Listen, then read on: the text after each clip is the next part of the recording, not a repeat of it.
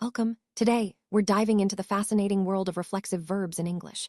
These verbs are unique because the subject and the object of the action are the same person or thing. But did you know that sometimes the reflexive pronoun is implied and not directly stated? We'll explore how this works, why it matters, and how it can make your English sound more natural. Plus, we'll look at the special case of the middle voice with intransitive verbs. By the end of this video, you'll have a clear understanding of when to use reflexive pronouns, when to leave them out, and how to spot these verbs in action. Let's get started. Reflexive verbs are verbs where the subject does something to itself. For example, in the sentence, she washes herself. The action of washing is done by and to the same person. Reflexive pronouns like myself, yourself, himself, herself, itself, ourselves, yourselves, and themselves are used as the objects of these verbs. Understanding reflexive verbs is key to mastering English grammar, as they often appear in both spoken and written language. In the next scene, we'll see how reflexive pronouns can sometimes be left out when the meaning is clear from context. Do you know that in English, certain reflexive verbs can have their reflexive pronouns implied? That means the pronoun isn't stated, but it's understood. For example, when you say, "My father is shaving in the bathroom," you don't need to say himself. It's clear from the context that he's shaving himself. Similarly, "She always stretches before doing yoga" implies herself. This makes sentences smoother and less repetitive.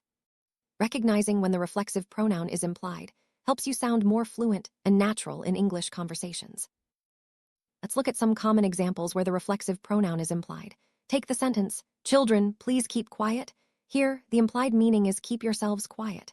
Another example is, "She always stretches before doing yoga," which means she stretches herself. These sentences are perfectly correct without the reflexive pronoun because the meaning is obvious. Using implied reflexives is a natural part of everyday English, especially in instructions or when the action clearly refers back to the subject. Now let's explore the concept of the middle voice in English. While most reflexive verbs are transitive, meaning they take a direct object, some intransitive verbs can be used in a way where the subject is also the receiver of the action. This is called the middle voice. For example, "My sister's lunch is cooking on the stove." Here, lunch is both the subject and the thing being cooked, but there's no reflexive pronoun or direct object. The verb describes an action happening to the subject itself, often with inanimate objects. Let's see more examples of the middle voice. Consider the sentence, "This car doesn't drive smoothly anymore." The car is both the subject and the thing being driven, but there's no direct object. Another example, "Her engagement ring broke in half." The ring is the subject and what is broken. In each case, the verb is intransitive and the subject receives the action. This structure is common with objects or things, and it helps English speakers describe actions happening to things without needing extra words.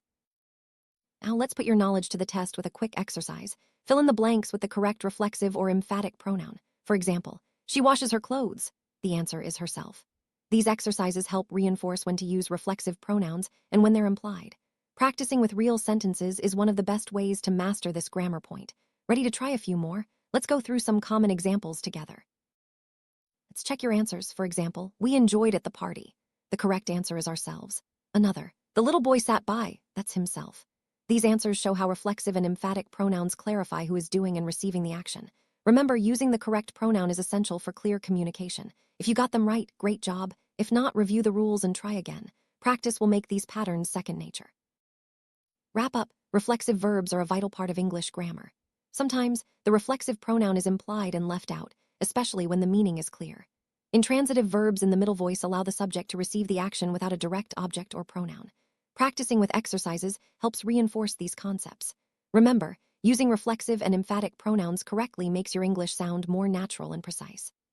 Keep practicing, and soon you'll use these structures with confidence in your everyday conversations.